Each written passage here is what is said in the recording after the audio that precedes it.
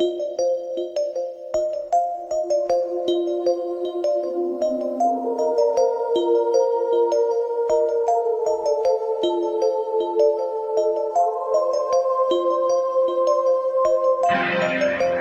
are listening to And If Love Remains, a unique show spotlighting people, ideas, science, culture, and art.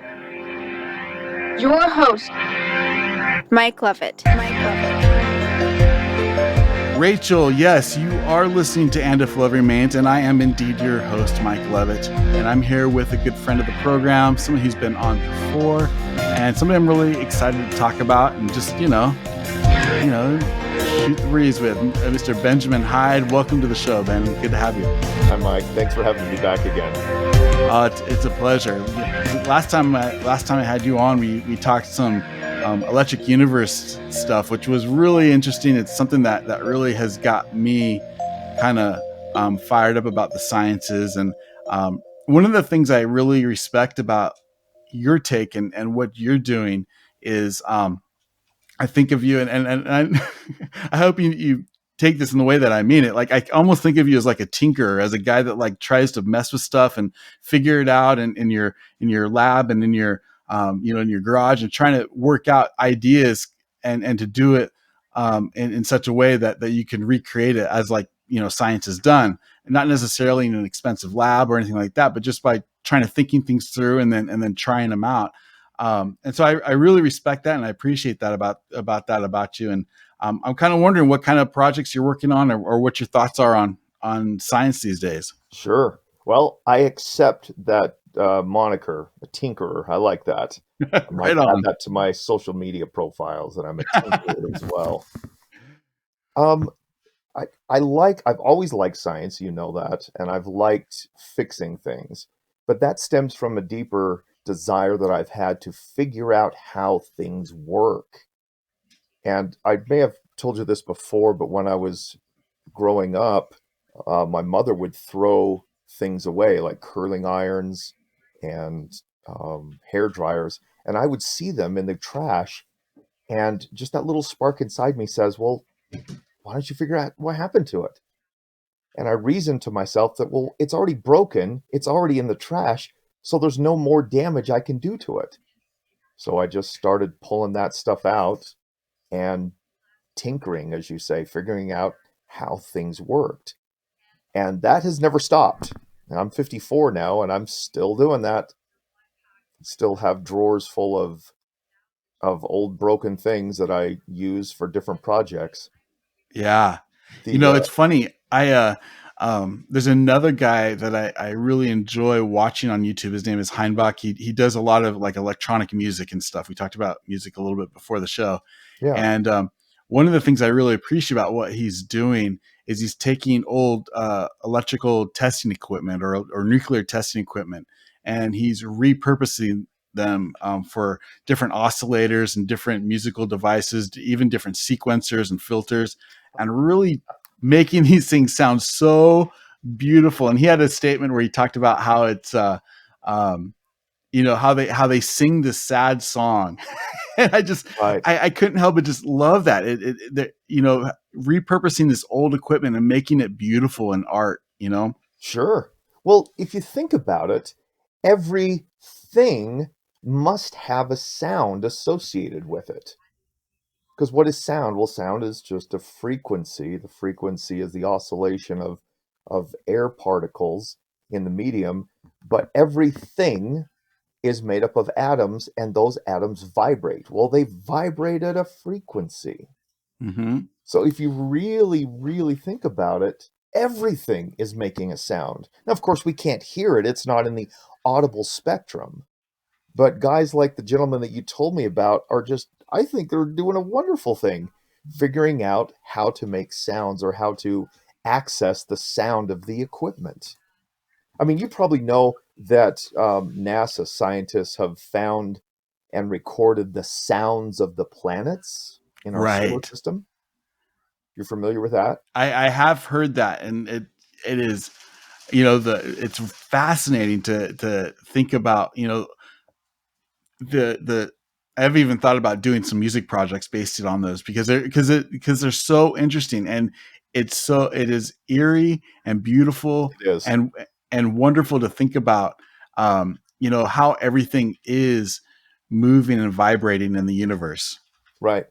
So before people run out and say, planets can't make sounds because they're in a vacuum. Right. In the sound, meaning how sound moves air molecules, they don't do that. Yeah, What the scientists are picking up on is the vibration coming off that planet, and there's tons of vibrations, electromagnetic vibrations, and they transform that into audible sounds, through processing, through putting it through a synthesizer or whatever equipment that they use. And the audible range that they get is like you said, eerie and amazing. yeah. Really, truly is. It is, and yeah, and you're right. Like everything, it's just a matter of where that frequency is. You can take, um, I mean, you could take the color blue. You could take blue light, and if you're able to take that light and lower the frequency low enough, you can actually make that audible. Um, Right. I love the trick of when I make music. Sometimes you can create a um, maybe snap in the microphone, and then take that snap and turn the beats per minute, turn the BPM all the way up just a really high, and all of a sudden that becomes an oscillator, and it becomes a sound engine. And now that you can actually turn that into pitch that we would recognize as middle C or as something that works. It's fun to do. This is kind of serendipitous, this conversation we're having, because this last 2 or 3 days, I have been doing experiments down in my lab having to do exactly with what we're talking about. This is kind of weird, Wow. actually. I just yesterday, I there's a little experiment that I call beaming sound with light. And all you do, it's a very old experiment. You can hook up an audio source. And in this case, I took my laptop and I turned on my DJ mixing software because I do that as well. And I just played a song. And then I hooked it up through the earphone jack to a power source, just a DC power supply. It can be a battery pack. And then I hooked that up to an ultraviolet LED. And then I had some space. And on the other side of the space, it was about 12 inches distance, I had a Okay. receiver, and this receiver was called a photodiode. And what it does is it accepts light and turns it into a uh, a voltage or an amperage, which then if you Right. plug it right into a speaker, you can hear the sound of light. Oh, that's incredible. And if you put an audio source in there, it'll of course transfer the audio source. So I had the safety dance on by Men Without Hats and was broadcasting it, about 12 inches in my lab. And then I'm like, okay, that's nice, but I want to go for distance. So I changed the LED to a blue laser and put Oh, that okay. and shot it all the way across probably the entire distance of no, it wasn't the distance of my house. It was probably about 30 feet, which Yeah. was still pretty cool. No, that is pretty cool. So I mean, Wow. the sound had attenuated. It had reduced, and the sound quality wasn't that good. Because it's a blue laser. It's only hitting one frequency and Yeah. one resonance of all the sounds, but it still did it. Oh, that is so So cool. it was fun. I actually posted that video on TikTok. I finally Okay. got around to started posting some of my science videos on TikTok. By the way, so how if people wanted to find you on TikTok, what would they look for? Ah, that's a good question.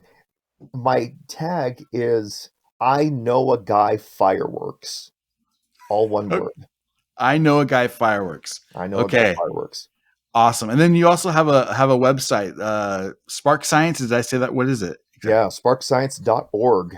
Spot www.sparkscience.org. sparkscience.org, and that's because I know you like to go out and do educational things for kids and seminars and things for students. Talk a little bit about that and what you're doing. So, in fact, just yesterday was my latest one. I have been hired by the Sandy City Kids Club. Actually, there's a fun little story behind it. I was on television, as you probably know, for years on Fox 13, our local Fox affiliate station, doing Yeah. little science experiments. Did that for 8, 9 years, ever since 2012. And then COVID shut it down, blah, blah, blah. And a lady saw me on there. She was in charge of creating programs and assemblies for an elementary school. And so she hired me, and I came up there and was doing assemblies, and then COVID shut everything down. But she still wanted me to present. So she was involved in the kids club in her area. So she said, "Well, I'll just pay you to go out and do assemblies there." So I'm up there about every month doing stuff with the kids, just showing them stuff. Oh And yeah. yesterday I brought up my Tesla coil and handed out a whole bunch of LEDs. And what's fun is I didn't know this until a few months ago, but LEDs will also light up in the presence of a Tesla coil. Oh Usually, when you see videos of it, it's people holding fluorescent light tubes, which light up, which yeah. is cool. But LEDs also do it. Oh, that's You cool. can literally just take the two prongs, the LEDs, separate them, grab one prong, bring it close to the Tesla coil, and they will light up. No way. It's pretty cool. Oh, that's cool. The, I can freak, think about some use cases for that. the freaky part, Mike, is if you take a bag of LEDs, just literally a bag, like a Ziploc bag, and Uh-huh. you just bring it close to the Tesla coil, about 2 or 3 or 4 will just suddenly start to No, light up. no way. Oh, that's cool. That's really fun. I Oh, might that's have actually put that one on TikTok as well. If I oh. didn't, I will go back and do that. Well, and we're gonna put all that information also in the show notes. So if anybody wants to check out your TikTok page or Oh, there you go. your or your website, I would highly encourage it. It's so much fun. It which kind of here's the other thing that I love about what you're doing is inspiring these kids and really anybody. It's not just about kids, and It's I think not. there's a It's misconception, and it's a purposeful misconception about science that it's difficult, hard, and you need a big, expensive lab with government funding to do it. absolutely not. You do not. And that's the whole focus of my Spark Science gig, is to show people how they can do really amazing science stuff with items that they already have in their house. Like 95% of the experiments that I do is stuff that you already have in your house. Yeah, Most of it. yeah, So, and that just makes science approachable and reasonable. And all of a sudden, if you start playing with science with your hands, you don't need to listen to a lecture. You don't need to sit in a chair and take notes. You are the active part of learning. yeah. And and it's fun. And if you know anything about the psychology of play learning or game learning, I forget what it's called, you realize that cements the learning in your head way better than sitting listening to a lecture, taking notes, blah, blah, blah.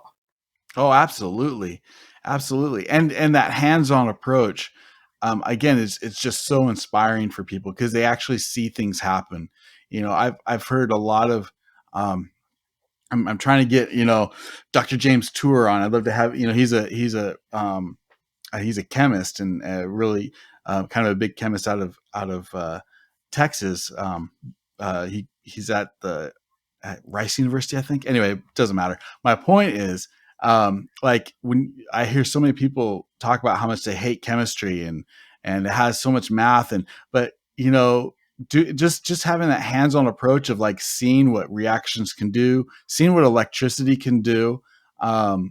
It kind of opens the mind to possibilities that um, I, that if in the hand of if you get this information, or not even information, if you get that inspiration into you know 10,000 kids, like what will each of those 10,000 kids come up with that can make the world a better place? And I just love thinking that way. Oh, absolutely. It's funny that you bring that up because my wife just called me, as you heard on the pre-show. She had just gotten out of her organic chemistry final.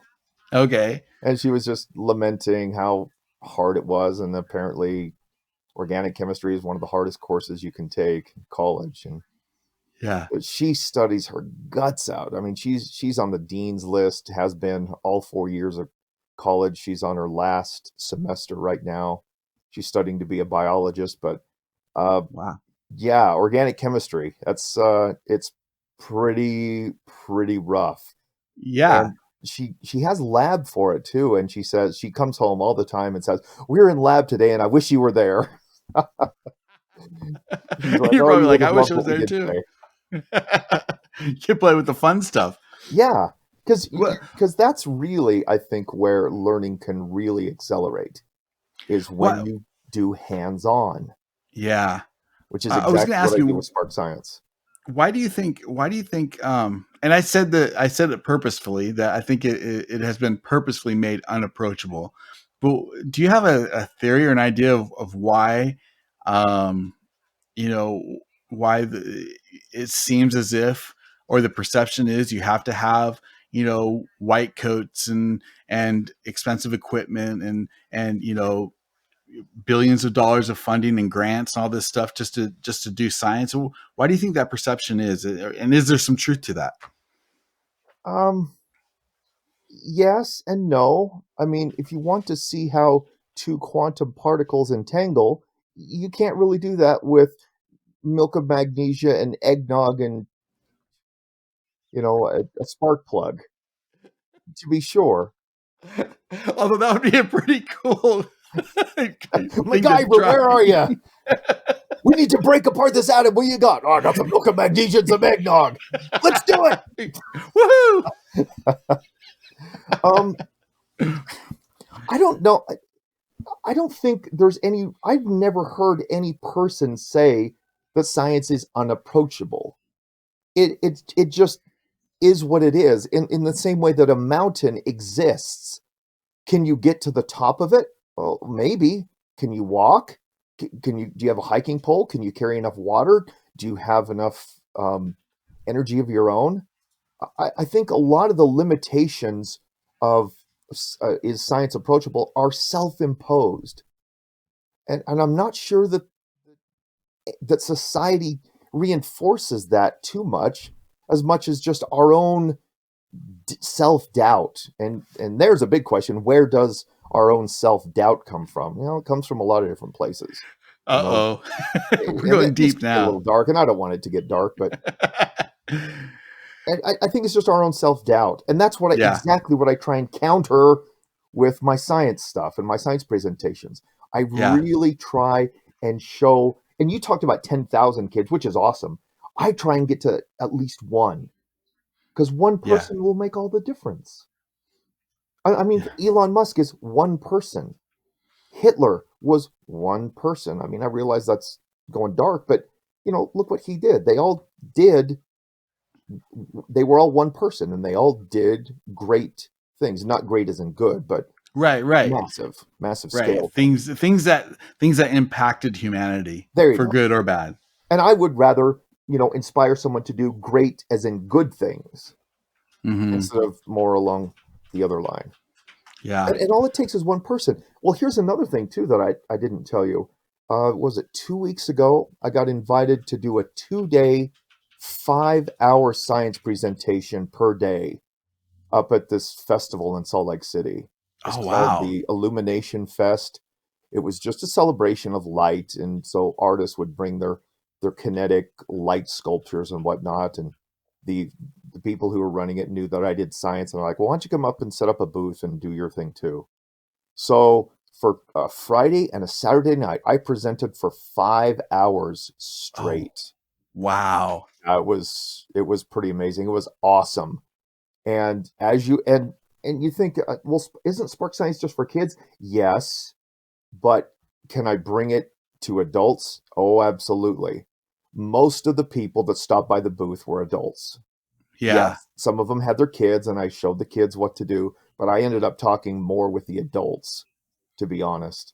And every night I was the last one out because I always had people at my booth and we're talking just about science, this, that, and the other thing. And everyone's cleaning up, giving me the evil eye, saying, "Come on, science dude, get out of here. Stop talking." But it was awesome. It was Oh, so that's fun. you know what? Those kind of experiences. I love those moments when you just realize, like, it's almost like time stops, like, you're in the right place at the right time doing the right thing. And it's just a beautiful serendipitous moment. It's just awesome. I love that feeling. Right. Or for me, in this case, on that weekend, it wasn't like time stopped. It's like time just flew by. Right, When right. I set up, I'm like, oh my gosh, I've got to stand here and talk for 5 hours. Ah! But I looked at my clock and all of a sudden I was halfway through. And then the next time I paid attention to time, it was done. I'm like, wow, Wow. where did the 5 hours go? Wow. I mean, did it feel like 5 hours of drudgery and work? No, not even close. It was just Wow. constant talking to people, resetting the experiments, explaining it. It's fun. I love it. It was That's really that cool. that's really cool. That is really cool. Um, I wanted to ask you, and I know we talked about this before on the program before, but I wanted, I have new and different listeners, and I find the aspect of the electric universe so beautiful in so Right? many ways, and because it answers some questions that otherwise are just at best um, plastered over with different Yep. math equations and Yep. things. Um, but They I are. want to talk. Tell me about your experience and how you kind of found the electric universe concept and why you think it's a very good theorem that should be taken seriously. Oh, sure. So the simple answer is, how did I find it? YouTube. And a lot of people are kind of poo-poo those, like, oh, you learn stuff on YouTube. No, realize that YouTube is a portal. Everybody posts stuff to YouTube. Yeah, And so just like a public library or any group at large, you're going to have good stuff, you're going to have high quality stuff, you're going to have low quality stuff. Well, the stuff that I would focus on were presentations by PhD scientists speaking themselves, kind of like what TED Talks are, where you yeah, get the people actually doing the work telling you about the work. That was all I was really interested in. The science discovery or science shows like Nova, where you have a narrator and a storyline, not interested. That just yeah. wasn't me. I was watching what's called primary source videos, and they weren't produced for YouTube. They were just someone stuck up a camera inside of a presentation inside of a university or at a conference. Okay. And of course, the algorithm of YouTube saw that I liked science stuff. Well, one day it kicked an Electric Universe video in, and it was probably Wal Thornhill or David Talbot, one of the two, giving a Yeah, presentation. And I watched it. I'm like, okay, that was cool. I like that. And I didn't really go anywhere with it, but it stuck with me to the point to where a few months later, I was just getting massively frustrated again for the umpteenth time, that every time I talked about physics, specifically quantum physics, particle physics, I would end up with more questions than what I started. And I'm like, yeah, this can't be right. If we're supposed to know things, if these scientists are supposed to know things, why are there so many questions? Period. It just didn't make sense. yeah. Well, the little voice or the little memory in the back of my head said, "Go look at that Electric Universe one again." So I did, and wow, that's when the avalanche broke free, and I just like, oh, this is it. This is it. This is the stuff. Because listening to David Talbot talk, listening to Wal Thornhill talk, was just balm to my soul. Mhm. Number one, Wall has this wonderful, inimitable style of calmly slapping down the stupidities of science. Right? Where I'm energetic and engaged and intense, he calmly does it. But he's He's like, got that. He's got that great Australian. Yes, I know what I'm talking about. Gravitas. so that on the surface really appealed to me. But then I started listening more to what he said. And when I listen to shows like this, I, I don't passively listen to them. I actively listen to them. Like if I don't understand a sentence, I will immediately stop the video, rewind it, go back and listen to it again. And if I don't understand it a second time, I'll do it a third and a fourth until I get it. Hmm. And then when I'm done listening to the whole presentation, I'll go back and listen to it again and again. So like it is very, very rare. In fact, I can't even think of a single video that I've only watched once because I really want to learn what they're saying. And that's what started it all. And that was 3 or 4 years ago. And ever Yeah. since I started listening to the Electric Universe, I lost interest in every single other science video that I watched. I turned them all off. I don't listen to them anymore. It seems, it's funny. It's almost seems silly. It's like you start to listening to it It and you're like, is. I know that's wrong. It is. I know that, I heard a quote from somebody and it's so true. It's like, if you believe that 97% of the universe cannot be seen, touched, or heard, and is, the either dark matter or dark energy, the likelihood that the problem is your idea and not the universe is more likely. So maybe Oh, we need to huge. rethink the theory. Right. It's huge. In fact, I just listened to a video yesterday, a presentation by Donald Scott. And the title of his video was Debunking Dark Matter. Yeah. And he just goes out and says it. I'm like, yep, there we go. It's like your model is wrong. If your model says that there has to be dark matter, you're sorry, your model's wrong. Right. The electric model describes the problem that astronomers saw with galaxy rotation, which is where the whole dark matter came from. Yeah. They just saw the galaxies were spinning faster than what gravity could hold them together. So they're like, well, there must be something else, something dark that we can't see. It must be dark matter. It's like, guys, or look at the Faraday uh, monopole motor Yeah. idea. And if you look at that and you understand that gravity, or no, I'm sorry, not gravity, that electricity is the fundamental force, and all of a sudden the need for dark matter, dark energy evaporates. Done. And I don't understand um the reasons for such skepticism, because it's so um like it's not like a political point of view or something like that. I mean, No, it's it's something not. that you can like test, and something that you can say, well, is this happening? Can I do this in the lab? Can I create a sun in a lab? Can I do this? Can I do that? Well, you can't do that with the models that standard physicists use. You can do all of that with the electric universe. Well, there's an look. Let's drill down on that just a little bit. You can do that with modern physics, but it does something that doesn't make any sense. And I've heard Wall talk about this. When you create fusion in the lab by pounding it with lasers and particle accelerators, you're forcing nature to do what you want Hmm. instead of looking how nature does it herself. Right. And those are two Yeah. completely different points of view. Yeah. So No, yes, it that can be done. Yes, you can create fusion like that, forcing it, treating everything as if it was a nail and you've got the biggest hammer. Or you can do what a lot of scientists over the years have done and say, well, let's just look at nature and see how she does it. Well, and the other thing is it when you do it that way, it creates a whole host of other unseen problems.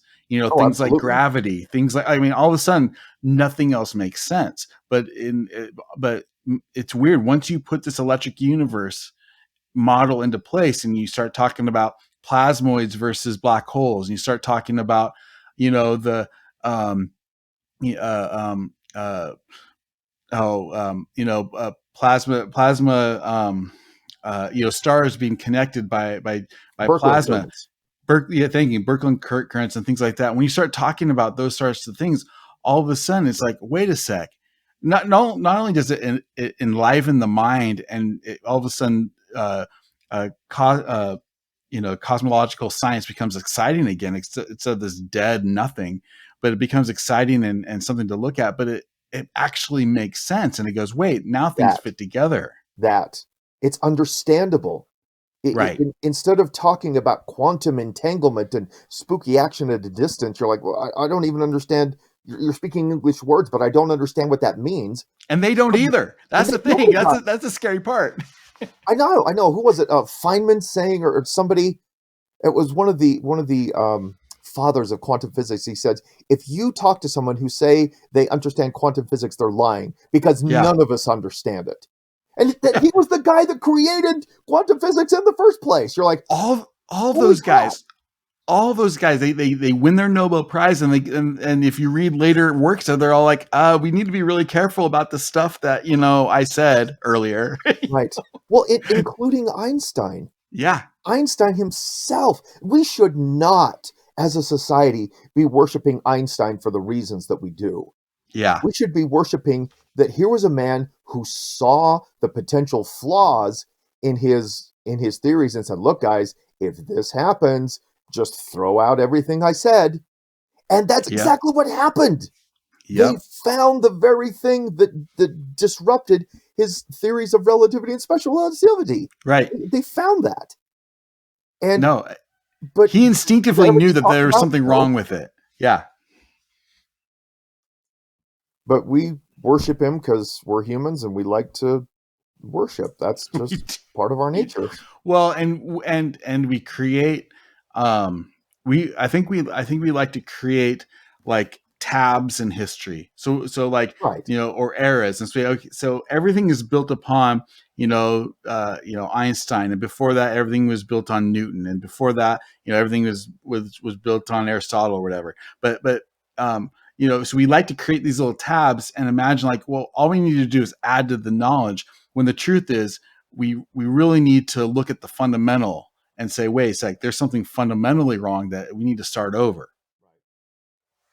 Which is hard. It is It's hard. hard to go that I mean, route. it's Not easy like, for a crazy musician like me to do, because I'm not, it's not my livelihood and things that are at stake when I make crazy out saying stuff like you physicists are wrong, well, But what's interesting is when I think about how what the truth of the universe must be, it occurs to me that if there is a truth in physics, it must manifest in every other field. yeah, It must. It can't not do that. So if you find a truth in music, there has to be a correlation or a corollary in physics and in yeah. chemistry and in sociology.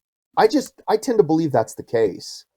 No, I have a theory about art specifically, that one of the attributes of art, one of the things that it is art, or great art, is that it all works on a now I can't remember the word. Oh my gosh, it's a pattern. It's a self-replicating pattern. Right.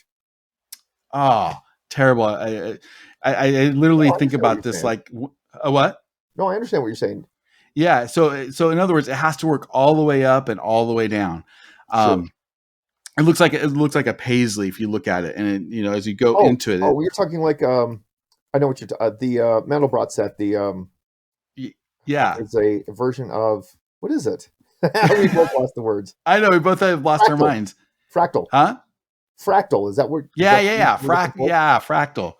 fractal, like art, and I can say the same thing about science.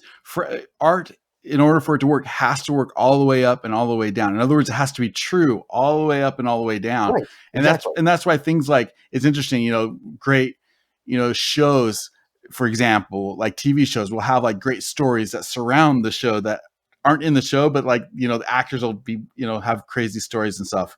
And then it'll touch people down, 50 years later, great music will still touch people. And it's the same Sure. thing with science. Like if it doesn't work all the way from the cosmological level, all the way down to atoms and whatever is smaller than that, then we need to look at our science. Oh, absolutely. It's funny. I've noticed that we as humans tend to blame others when something goes wrong instead of looking inward. That just seems to be our natural default setting. Like I got Mm. called out yesterday from my day job to fix a window blind. That's what I do. And I walked in, and the first thing the client says is, "Well, you were just here, last February, and is the cord already broken, or are these parts already broken?" And she was blaming my work. She was blaming my materials. But what actually happened was her husband was being too vigorous with lowering the blind, and he was pulling on it too hard, and he caused some slack to go up the line of the blind and loop around a part of the blind. It was That's just pretty tough. vigorous. That was Yeah. it.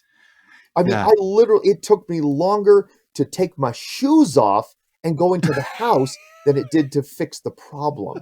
And to hear her complain. But and then to hear her complain, so I didn't rub it in her face or just say, sorry, man, this is user error. I just kind of explained what the problem was. But Right, that's what it right. was. It was user error. It had nothing to do with the materials or the blind or even my work. It was them themselves. But it was such a poignant example of how we as humans look outward for a causal relation, factor instead of looking inward and saying, "Is my model correct? Are Mhm. my assumptions correct?"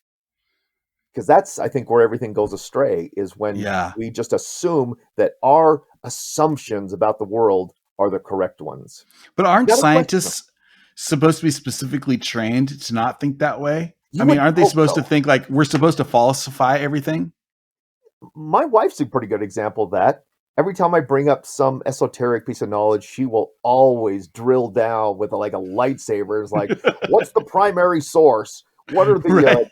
what are the controls put in place? Where's the documentation? She is relentless with that. Oh, So that sounds I'm like going a to good say yes. wife. I think scientists are. I don't know if all scientists are, but she is, and her field is of biology is. So I'm going to hold out a Yeah. little hope for that. Well, and that which takes me back to my question. Like, and I guess it does. Like, it's got to be hard if somebody if you've worked your entire life under one premise, and then you're you know there's some thoughts or some other competing theory that may prove that your premise that you've been working on is wrong for 20, 30 years or more. That's got to be a difficult pill to swallow. Oh, I think it is for some people. I think it's your personality. Yeah. Because I don't know if you remember this, but Stephen Hawking came out years ago saying with this idea, and I won't go into detail, I'll just tantalize you with it, that information that falls into a black hole is lost to the universe. And of course, that wasn't a measurable thing, and I don't believe in black holes anyway, but it's Right. beside the Right. point. And then he came out publicly in a presentation saying, I was wrong. Wow. I did something wrong in my equations. My equations say that the information that falls into a black hole is not lost to the universe. Now that, even though I don't agree with him on black holes at all, and I don't agree that he's substituting mathematics for physics, I have a problem with Mhm. that too. But the fact that he admitted that publicly is awesome. No, that's huge, and it's pretty rare. Like I wish there'd be It is. um, certain national health organization leaders that can have that kind of humility. Right. it'd be it'd be nice if we had certain quote scientists that would say, maybe things we've been doing the last few years has been a mistake. Sorry. Well, I'm not gonna name names here. Well, I have a You're friend. welcome to on my show if you know. No, no. You'll understand why in a second. I don't Yeah. mean to be stupid about this. I have a friend who's a doctor Ah, at a Harvard hospital. yeah. When the events of the last 2 years came out, he and I were on different camps. Okay, He was gotcha. he was mainline, mainstream, and I was like, hold on. You need to pay attention to what others in your field are saying. And he's like, no, no, no. My sources are correct. I'm like, my sources are the same sources as your sources. So what are you doing telling me that I'm wrong? Right. And so we had a little head-to-head headbutt for 2 years. Last 2 weeks ago, he sent me an email, private email, with a video of a professor who was documenting data that showed that I was right. Yeah. He did a 180. He flipped and Wow. did a 180. Good for him. So I was like, yes, because he's an actual doctor, treating people. I'm like, I'm glad he is open to changing his perspective because, we're talking about things that are, medicine that's actually killing people. Yeah, And I we know he's are. not interested in killing people, but he did a 180, and I'm like, That bravo, good job. those honest and heart people are. We need to keep an eye out for those people and truly celebrate them, Oh, be- absolutely. because that's it. That I see that with I listen to people who I disagree with on a lot of things, but but I really enjoy their honesty. Guys like Brett Weinstein, um, Dark Horse and his wife Heather. Um, uh, they're probably the biggest ones that I like to listen to, because as far as like real biologists, scientists, guys that have been taught, and think a certain way, and we're pro vaccine, pro mask, pro all this stuff, until the data showed differently, and they were willing to say, maybe we were wrong about this stuff, Well, it is. It's hard to look at something and say, oops, I was Yeah. wrong. And I've done that in my lab, and I've admitted to that online where I said, I had an idea about how something worked, and I did it, and all of a sudden I like went to sleep and got the clarity of a good night's sleep, and I woke up the next morning, I'm like, oh, I was wrong. And so I would get back on and make another video and say, okay, hold on, I was excited about this yesterday, but I was wrong, and here's why. Yeah. Because I don't want people to follow down that wrong path. Even, so I made a mistake. So what? Okay. Yep. I'm And more the interested in quick learning than hiding from my mistakes. and you and I are about the same age. In my length of time on this earth, what I've learned is the quicker you're able to do that, and that muscle, if you're able to build that muscle, and the quicker you can turn it around, man, the easier your whole life Oh, it is. goes. That's a great way of putting it. It is a muscle, as it were. I mean, not a physical muscle, but it is. Yeah. It's a reflex. It takes training to do. Yeah. And the first time you do it, it's really hard. And the second time you do it, it's a little less hard. But then it gets Well, easy. but here's the other thing that it does, that it's done for me, at least I'll put it this way, is that it's made me less sure about more things, Oh and my God. more Right? sure about less things. Right? And I think that's been an important thing, to be like, this is what I think. I could be wrong, and I'll say that from things I know nothing about, to music, to religion. I know my thing, and even the stuff I think I know pretty well. uh, you know, I'm willing to say that somebody knows something better and smarter than me. you know, Right. Right. And to me, thinking like that expands your world instead of shrinks it. oh, It for makes sure. it so much more amazing, more wonderful, more exciting. Yeah. And You, that's wonderful. That's just a great experience to have. Because well, I literally, believe this or not, before I discovered the electric universe and really got into it, I really had the belief that what's his face, Lord Rutherford had way back, where he said, "We understand everything there is to do with science. All that's left are just a few details." right. I literally had that belief. I'm like, there's nothing else to investigate anymore. We know everything. I literally thought that. Yeah. It just Wow. crazy. And I was a little depressed. I'm like, oh, there's nothing fun to study anymore. Was I wrong? Oh, yeah. Oh, I was really wrong. The stuff that I'm studying now is just amazing, and it's just keeps growing. It's so fun.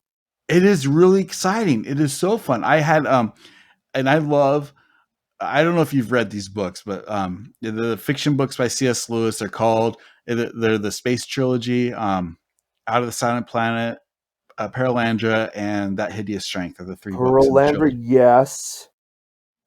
Yeah, I don't That know. Hideous Strength is I think the best out of the three, but all of them are really good.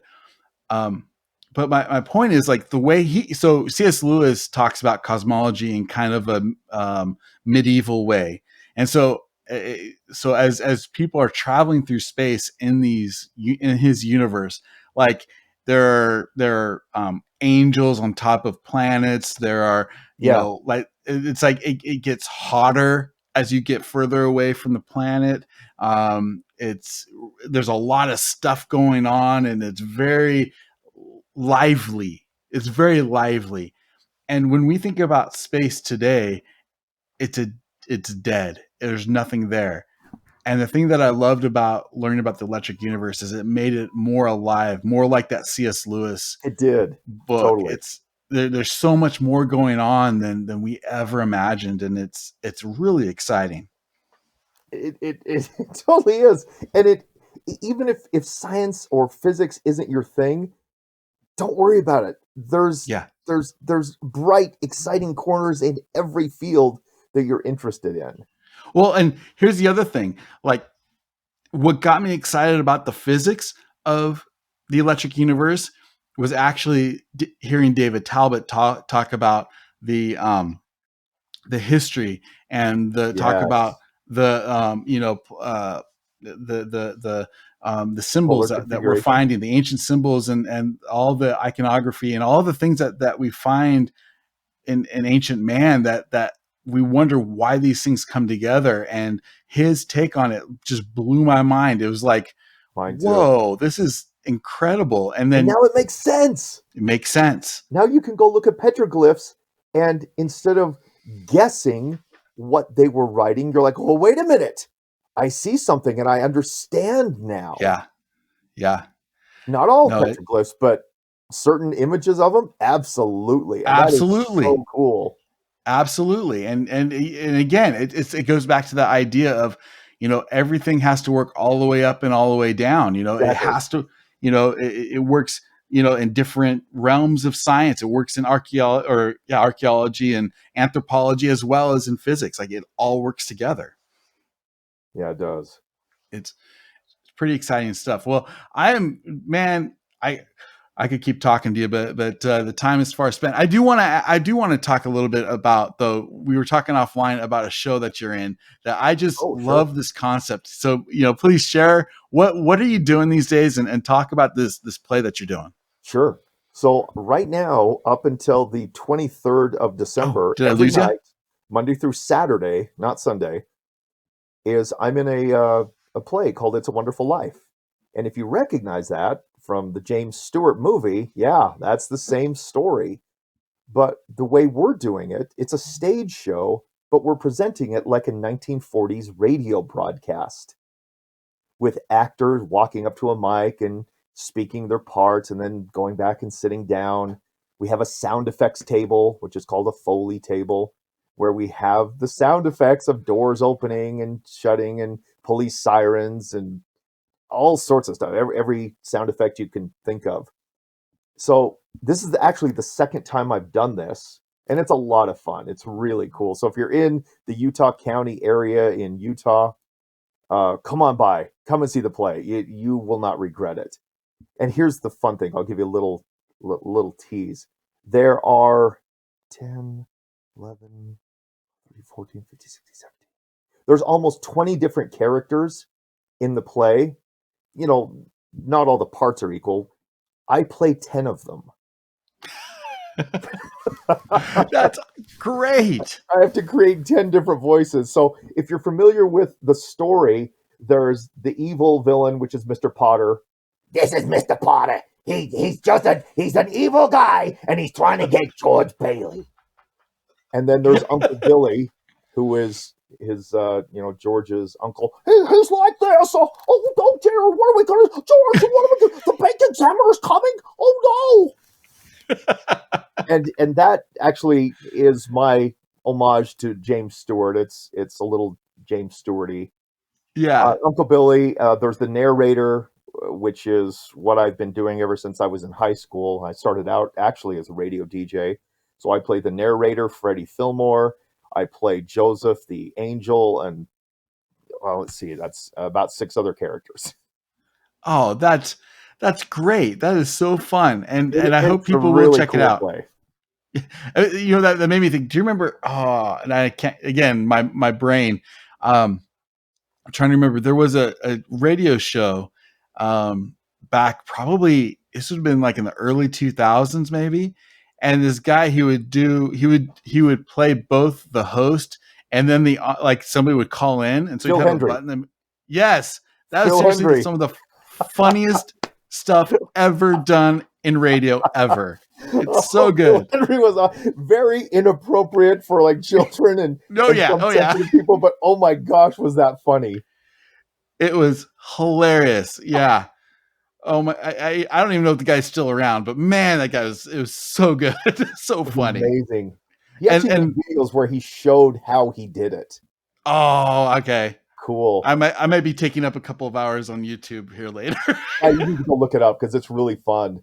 In Oh, fact, that's I great. used the same kind of elements that he did. Like when he would change voices, he would of course he's standing there. He would shift where his face was on the microphone. Yeah. He would physically switch the place. And that's exactly what I do too when I'm doing the plays. I'll change my position, my body stance, and everything.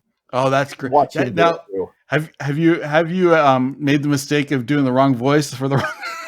Have you? No, I can feel a mistake coming, so I'll just slow down. Yeah. But nope, haven't done that yet. Good. Well, I will check it out. It's a Wonderful Life there in Utah County. What's the name of the place that they could see it at? It's at the Covey Center.